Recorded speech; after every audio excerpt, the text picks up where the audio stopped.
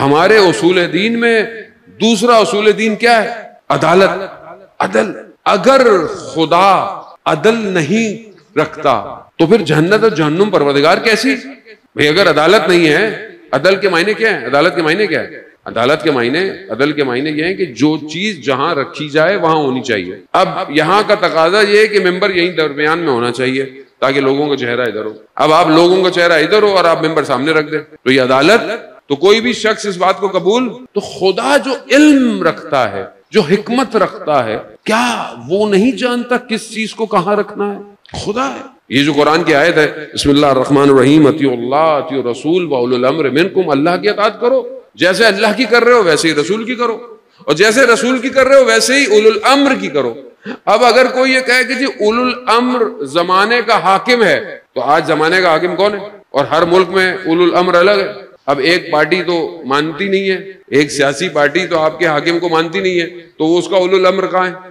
مگر بھائی اللہ کہہ رہا ہے، اللہ کہہ رہا ہے اطاعت کرو، تو یہاں تو پارٹیاں یاد آ جاتی ہیں، یہاں سیاست یاد آ جاتی ہے، یہاں گروپ یاد آ جاتا ہے، یہاں اطاعت کیوں نہیں ہے؟ اس کا مطلب ہے کہ اولو الامر کی ڈیفینیشن ہی صحیح نہیں ہے۔ اور اولو الامر اگر زمانے کا حاکم ہے تو زمانے کا حاکم تو غلطی بھی کر سکتا ہے، کوتاہی بھی کر سکتا ہے، تو کیا میں اس کی اطاعت کروں اور روز قیامت میں خدا مجھ سے پوچھے تو نے یہ کام کیوں کیا؟ میں ہوں پروردگار اولو الامر کی اطاعت کی تھی، تو کیا خدا مجھے جہنم میں بھیجے گا؟ آپ سمجھتے ہیں کہ خدا کسی ایسے کی اطاعت کا حکم دے گا جو خود غلطی کرتا ہو؟ یہی مسئلہ توحید کا ہے۔ ایک جنگ میں مولا متقیان نے 3 جنگیں لڑی ہیں، ایک جنگ میں جنگ کے درمیان ایک صحابی کھڑا ہو گیا، سوال کر مولا سے، مولا توحید کا سوال ہے۔ ایک صحابی اور کھڑے امام کے صحابی، کہا یہ کوئی وقت ہے سوال کرنے کا؟ جنگ ہو رہی ہے اور تم سوال کر رہے ہو؟ امام نے کہا نہیں رکو، یہ جنگ ہی توحید کی وجہ سے ہو رہی ہے، توحید نہیں ہے۔ جس کی توحید صحیح ہو وہ رسول کے نواسے کو کربلا پیاسا شہید کرے گا۔ توحید کی مشکل ہے۔ وہ جس کے علم نے یہ سب احاطہ کیا ہوا ہے، وہ سب جانتا ہے، اس سے بہتر کوئی نہیں انسان کی ہدایت کے لیے۔ اسی لیے اس نے اپنے پاس سے بھیجا کہ یہ میرا نمائندہ ہے، اور وہ جو میرا نمائندہ ہے اس کے پاس جو علم ہے وہ میرا علم ہے۔ سمجھنے کی کوشش کریں، میں بہت آرام سے، بڑے احتیاط سے، بہت آرام سے آپ کی خدمت میں کہ سمجھنے کی کوشش کریں کہ سب سے بڑا ڈیزگنیشن پوسٹ دنیا میں کیا ہوتی ہے؟ کمپنی کا سی او ہوتا ہے، سی او ہوگا، فاؤنڈر ہوگا۔ اس عالم میں سب سے بڑی پوسٹ ولایت کی ہے، اور ولایت عالم ولایت ہے، وہ کہ جو عالم روح القدس بھی، وہ جو عالم مجردات ہے، یعنی اس سے اوپر کوئی اور پوسٹ نہیں ہے، خالق کے نیچے ہے یہ سب خالق نے احاطہ کیا ہوا ہے۔ اس ولایت تک جو پہنچتا ہے یا جسے یہ ولایت عطا ہوتی ہے، وہ اس عالم سے لے کر اس عالم میں ڈسٹریبیوٹ کرتا ہے۔ وہ منبع، سورس جہاں سے لے رہا ہے، کیونکہ اس کا اس عالم میں ہونا بڑا ضروری ہے۔ اگر وہ اس عالم میں نہیں ہوگا تو وہ اس عالم کو ہدایت نہیں کر سکتا۔ مثال، چھوٹی سی مثال، میں یہاں سے آپ سے پوچھوں جی تلا گنگ کا رستہ کیا ہے؟ اب اگر ایک شخص مجھے بولے کہ میں آپ کو لے کے چلتا ہوں، اور وہ لے کے چلے اور مجھے وہ کہیں اور لے جائے، تو میں بولوں گا بھائی آپ کو میں نے کہا تھا مجھے تلا گنگ جانا ہے، کہا مجھے آتا ہی نہیں ہے۔ تو میں نے کہا بھائی جب آتا نہیں ہے تو مجھے بولا کیوں نہیں آپ نے؟ تو جو خود راستوں سے واقف نہ ہو وہ کیسے راستوں پہ خدا تک لے کے جائے گا؟ نہیں سمجھے آپ؟ جسے اپنے شہر کے راستے نہ پتا ہوں، جسے اپنے آباء و اجداد کے ناموں کا نہ پتا ہو، وہ کیسے آپ کو خدا تک لے کے جائے گا؟ علم الہی ہے۔ اسی لیے کسی نے پوچھا کس سے؟ امام جعفر صادق علیہ السلام صلی اللہ امام سے پوچھا مولا جب بھی آپ سے سوال پوچھیں آپ فوراً جواب دے دیتے۔ کہا تمہارے سامنے ایک برتن ہو، ظرف جس میں کھانا رکھا ہو، تو تم کہاں سے اٹھاؤ گے؟ کہا مولا سامنے ہے، کہیں سے بھی اٹھا لوں گا۔ کہا کائنات ہمارے سامنے ایسے ہے۔ ولی اللہ ولی اللہ، اب یہ علم ہے۔ خلیفہ دوم نے مولا کائنات سے پوچھا، فیصلے تو آپ کو پتا ہے کہ خلفاء کی حکومت میں فیصلے مولا کائنات کرتے تھے، تو خلیفہ دوم نے مولا سے پوچھا کہ بھائی جو بھی فیصلہ آتا ہے آپ بڑی جلدی جواب دے دیتے، سوچتے ہی نہیں ہے۔ امام نے کہا کہ ہمارے پاس جو چیز ہمارے واضح ہے ہم اس کا جواب دیتے ہیں۔ پھر امام نے پوچھا کہ آپ کے ہاتھ میں انگلیاں کتنی ہیں؟ تو انہوں نے کہا 5۔ کہا آپ نے سوچا کیوں نہیں؟ کہا کیونکہ پتا ہے۔ کہا بس ہمیں بھی ایسے ہی سب پتا ہے۔ یا وہ بھی اللہ صلی اللہ علم الہی ہے۔ اصل جب ایک شخص اس عالم میں ہے تو اس عالم سے لے رہا ہے، یہاں دے رہا ہے۔ اسی لیے جانے وہ نہج البلاغہ انسان بننے کا فارمولہ ہے، لیکن مسئلہ یہ ہے کہ یہ میری زندگی میں کتنا ہے۔ انا مدینۃ العلم کس نے فرمایا؟ رسول خدا حضرت محمد مصطفیٰ صلی اللہ علیہ وسلم علی محمد وآلہ۔ کیا فرمایا؟ انا مدینۃ العلم وعلی باب، علی اس کا دروازہ ہے، میں علم کا شہر۔ اب آپ مجھ سے بہتر ہیں، میں اپنی بات کر، میں دروازے کے باہر کھڑا ہوں اور دروازے کی تعریف کر رہا ہوں، دروازہ بڑا اچھا ہے، دروازہ بڑا خوبصورت ہے، بڑی مہنگی لکڑی لگی ہوئی ہے، بڑے مہنگے رنگ ہوئے ہیں۔ صاحب مکان کہہ رہا ہے کہ دروازے سے اندر آؤ، میں کہوں گا نہیں نہیں مولا میں باہر ہی اچھا ہوں۔ جانو اندر آؤ، اپنی زندگی میں کالا امیر المومنین لے کر آؤ۔ زندگی میں کتنا کالا امیر المومنین ہے، میری صبح شام میں میرے عمل میں کتنا اثر امام کے قولوں کا ہے۔ ابھی آپ کو میں نے پروف کرا کہ علم الہی ہے، اس کے باوجود بھی مجھے فرصت ہی نہیں مل رہی ہے مولانا صاحب، ٹائم ہی نہیں ملتا۔ فیس بک، یوٹیوب، اسنیپ چیٹ، انسٹاگرام، کون نہج البلاغہ پڑھے مولانا صاحب، کون پڑھے نہج البلاغہ؟ اب تو حجت بھی تمام ہو گئی ہے، اب آپ کو کتاب کھولنے کی بھی ضرورت نہیں ہے، تو موبائل میں اپلیکیشن ہے، شیعہ ٹول کٹ ڈاؤن لوڈ کریں، نہج البلاغہ اردو میں، عربی میں، فارسی میں، انگلش میں، سب میں ہے، ڈھونڈنا بھی کچھ نہیں ہے، اسکرول کریں، خطبہ موضوع بھی لکھا ہوا ہے۔ اس کے باوجود میرے پاس ٹائم ہی نہیں ہے، تو میں ہدایت کیسے پاؤں؟ میں کیسے اس راستے پر چلوں؟ کس راستے پر؟ جس راستے پر میں قائم ہوں۔ اہدنا الصراط المستقیم۔ صراط کیا ہے؟ صراط کس راستے کو کہتے ہیں؟ پھر کون بتائے گا؟ عمل کیسے ہوگا؟ یہ ضرور تب تک معاشرہ سازی نہیں ہو سکتی جب تک اس کے اندر معصوم کے اقوال نہ آ جائے۔ معاشرہ سازی نہیں ہے۔ مولا متقیان نہج البلاغہ کا جو خطبہ ہے، خطبہ متقین، مشہور خطبہ ہے، سنا ہوگا آپ نے، خطبہ حمام بھی کہتے ہیں۔ وہ شخص جو حمام اس کا نام تھا، مولا کے پاس آیا، مولا مجھے متقین کی صفات بتائیں۔ امام نے ایک دو بتائیں، امام نے کہا بس برداشت نہیں کر پاؤ گے۔ کہا نہیں مولا اور بتائیں اور بتائیں۔ امام نے بتائیں، خطبہ پورا، اور وہ تحمل نہ کر پایا اور اس کی روح پرواز کر گئی۔ خطبہ متقین کنہوں نے فرمایا؟ امام القرآن کیا کہہ رہا ہے سورہ بقرہ کی شروع کے آیات میں کہ قرآن کس کے لیے ہدایت ہے؟ ہدل، روزے کی جو مشہور آیت ہے، کتب علیکم الصیام، کہ ہم نے تمہارے لیے روزوں کو واجب کیا، شاید اس سے پہلے روزوں کو، جس نے تم سے پہلے قوموں میں، شاید تم لعلکم تقوی اختیار کرو، یعنی متقین یعنی تقوی۔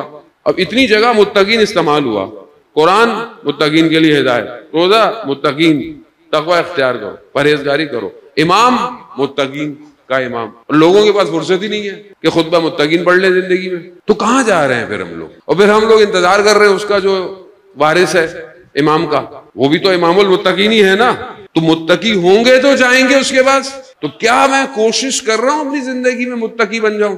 اب آپ بولیں گے یہ تو مشکل کام ہے مولانا صاحب، متقی پرہیزگار، خطبہ کھول کے تو دیکھ لیں ایک دفعہ، ایک چھوٹا سا پیراگراف۔ امام فرماتے ہیں خطبہ متقین میں، متقی وہ ہے جو رات کو کھڑے ہو کر قرآن کی تلاوت کرتا ہے، اور جب جہنم کی آیات آتی ہیں تو گریہ کرتا ہے، اور جب جنت کی آیات آتی ہیں تو اس میں غوطے مارتا ہے۔ اور اگر اس کی زندگی کا دن مقرر نہ ہوتا، کیونکہ اسے یقین ہے کہ اس کی زندگی کا ایک دن مقرر ہے، تو ایک لمحے کے لیے بھی اس کی روح اس کے بدن میں نہ رہتی۔ یہ ہے متقی۔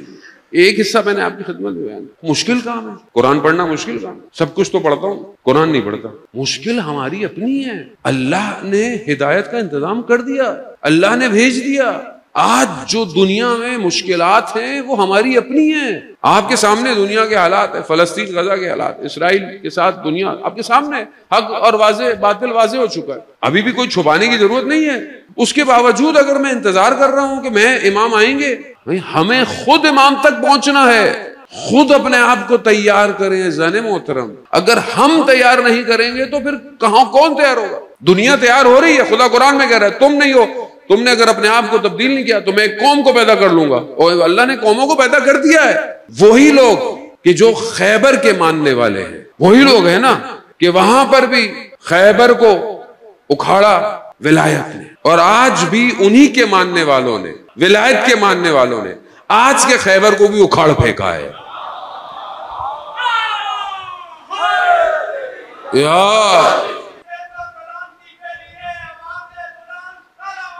اللہم صلی علی محمد.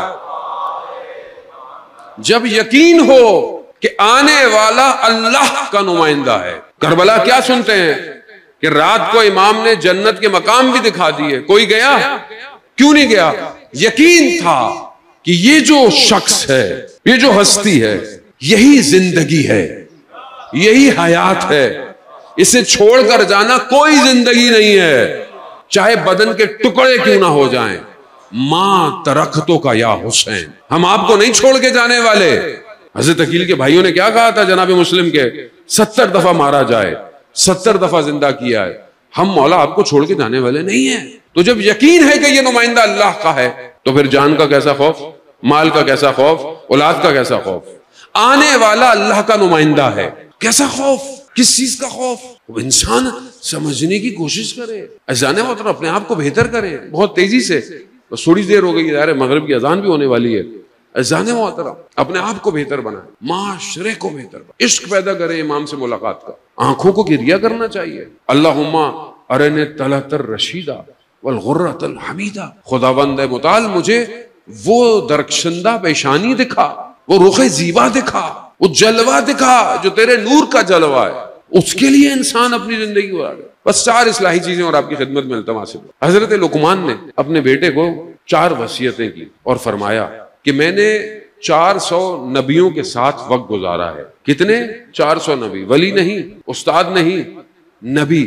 400 نبیوں کے ساتھ رہا ہوں، 4 چیزیں سیکھی ہیں. یہ 4 چیزیں بیٹا میں آپ کو بتا رہا ہوں. یا بنیا، اے میرے بیٹے وصیت کر. کیا؟ کہ جب نماز میں کھڑے ہو تو اپنے قلب کی حفاظت کرو. جب نماز میں کھڑے ہو اپنے قلب کی، سب سے پہلے انسان خیالات دل اڑنا شروع کر دیتا ہے. اور جو شخص تمرکز، کنسنٹریشن نہ ڈیولپ کر پائے اس کی نماز پتہ ہی نہیں چلتی. 3 رکعت پڑھی تھی، 4 رکعت پڑھی تھی، گئی. انسان کمزور ہے، ضعیف ہے. پریکٹس کرے، کیونکہ اگر یہ قلب خدا کا نہیں، کچھ بھی نہیں پھر خدا کا. اور یہ صرف ہے ہی خدا کے لیے. حدیث قدسی میں پروردگار کہتا ہے میں دنیا کی کسی چیز میں سما نہیں سکتا سوائے قلب مومن کے. قلب مومن کے. خوب قلب کی حفاظت کرے جب بھی آپ نماز میں کھڑے ہو. وقت نہیں ہے اس میں ڈیٹیل میں. دوسری چیز بیٹا، جب دسترخوان پہ بیٹھو تو اپنے گلے کی حرام لقمے سے حفاظت کرو، کیونکہ انسان کے عمل پر اس کا لقمہ تاثیر ڈالتا ہے. اگر انسان سے غلطی ہو، گناہ ہو، تو اسے سوچنا چاہیے کہ میں نے کہاں اور کیا کھایا تھا.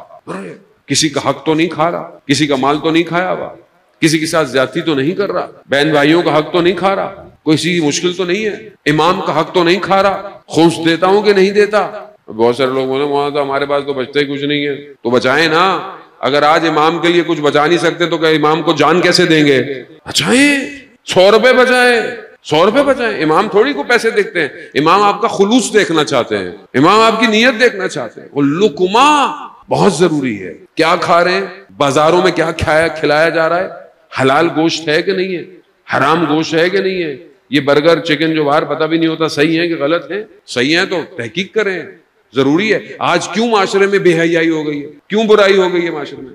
بے پردگی ہو گئی ہے، شرم و حیا ختم ہو گئی ہے، دیواریں حیا کی ٹوٹ گئی ہیں. جوان بیٹھا ہوا موبائل پہ، انسٹاگرام پہ پتہ نہیں کیا کیا دیکھ رہا ہے. کیوں؟ کیونکہ لقمہ مشکل میں ہے. لقمہ مشکل میں ہے. بیٹے جب دسترخوان پہ بیٹھو تو اپنے گلے کی حرام لقمے سے حفاظت کرو۔ تیسری چیز کہ جب کسی کے گھر میں جاؤ تو اپنی نگاہوں کو اس کی ناموس سے حفاظت میں رکھو۔ نگاہ بہت ضروری ہے زانے محترم، اگر یہ نگاہ پاک نہیں ہے سب سے بڑی مشکل۔ ہمارے ایک استاد بیان کرتے ہیں کہ جو آج کل جوان بیٹھے ہوئے ریلیں دیکھ رہے ہوتے ہیں، نہ چاہتے ہوئے بھی چیزیں آ جاتی ہیں، نہ چاہتے، کہتے ہیں نگاہ پڑنا انسان کی روح کو 500 سال نیچے لے جاتا ہے۔ 500 سال روح دب گئی، فجر میں اٹھا نہیں جاتا، مولانا صاحب 6 الارم لگاتا ہوں، روح دبی ہوئی ہے۔ قرآن پڑھنے کا دل ہی نہیں چاہ رہا، قرآن کی آتی ہے کوئی ریل تو میں ہٹا دیتا ہوں، اندر مشکل ہے، مشکل ہے، صاف کرے۔ چوتھی چیز، جب آپس میں بیٹھو بیٹا تو اپنی زبان کی حفاظت کرو، کہ جب انسان آپس میں بیٹھتا ہے تیسرے کی برائی کرتا ہے، چوتھے کی غیبت کرتا ہے، کیا کر رہا ہے؟ مولا متقیان کہتے ہیں کہ انسان اپنی زبان کے پیچھے چھپا ہوا ہے، جب زبان کھولتا ہے تو پتہ چلتا ہے، تو ہم کیا ہیں، جب ہم بیٹھتے ہیں پتہ چل جاتا ہے۔ اللہ نے حکمت کو، حدیث ہے، 10 حصوں میں جب تقسیم کیا، 9 حصے خاموشی کے ہیں، سکوت کے ہیں، سکوت، خاموش رہو، نہیں بولنا ضروری، نہ بولو، ضروری نہیں ہے کہ ہر بحث میں اپنا حصہ ڈالو۔ سکوت انسان کے اندر حکمت پیدا کرتا ہے۔ وہ اذان محترم، خوب معاشرہ انہی چیزوں سے صحیح ہوگا۔ معاشرہ صحیح کرنا ہے، اپنے آپ کو صحیح کرنا ہے۔ میں صحیح نہیں ہوا تو گھر صحیح نہیں ہوگا، گھر صحیح نہیں ہوا محلہ صحیح نہیں ہوگا، امام کو کہاں بلائیں گے، امام کو کہاں دعوت دیں گے؟ یا لیتنی کنت معاکم فافوزوا فوزا عظیما، کاش ہم کربلا میں ہوتے۔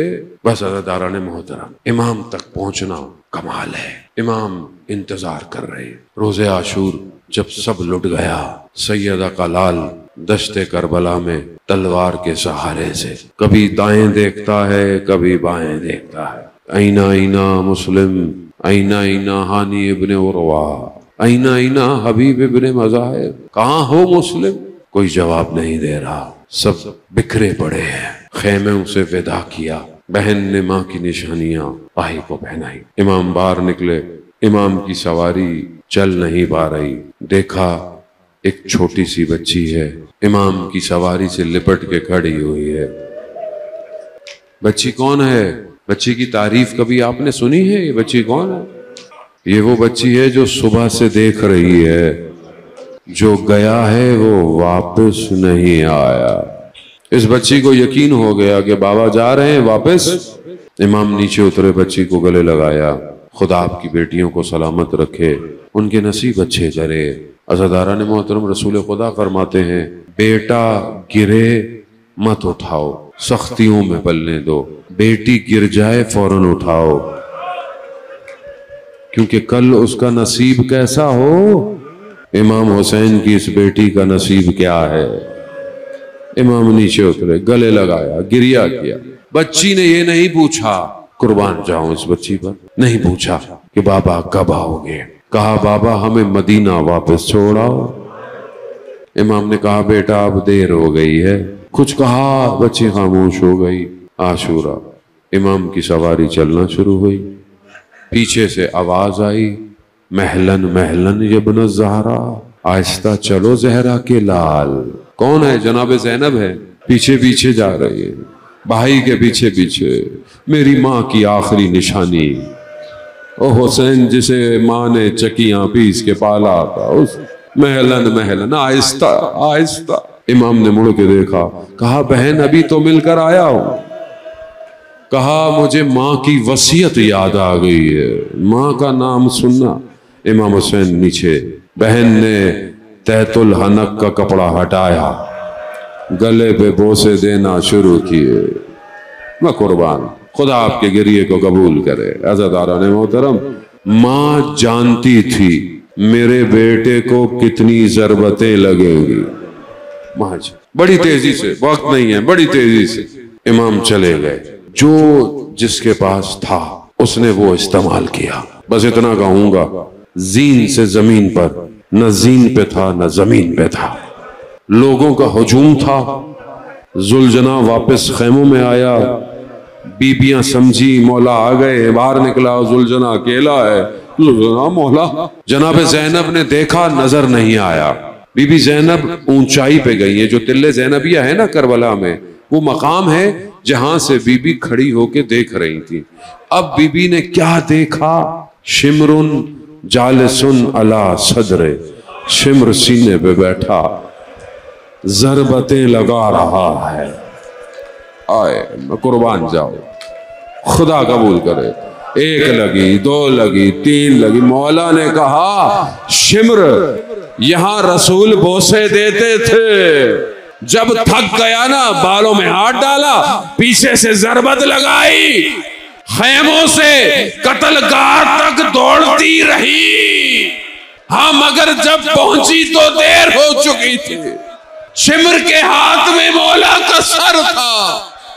हाँ मगर जब पहुंची तो देर हो चुकी थी, कटी हुई रगों से खून टपक रहा।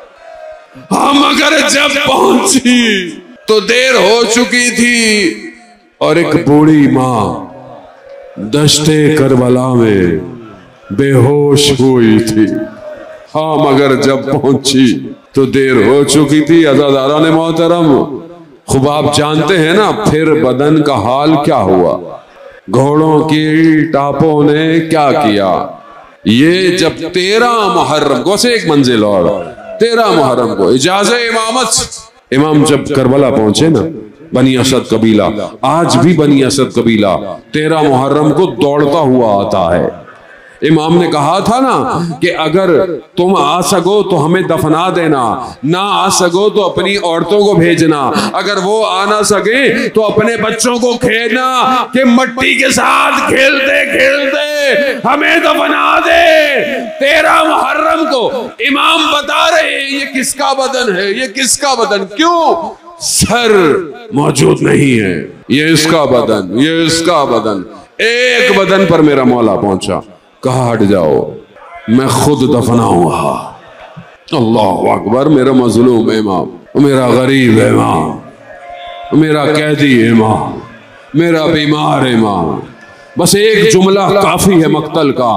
इमाम ने अपने बाबा को उठाया नहीं है, अपने बाबा को समेटा, दश्ते करबला में रखा। मौला देख रहे हैं। कहा मौला क्या देखते हैं? कहा जब कोई मुसलमान दफनाया जाए तो गर्दन को रुखे किबला किया जाता है, कटी हुई रगों को रुखे किबला किया, मट्टी डालना शुरू हुई।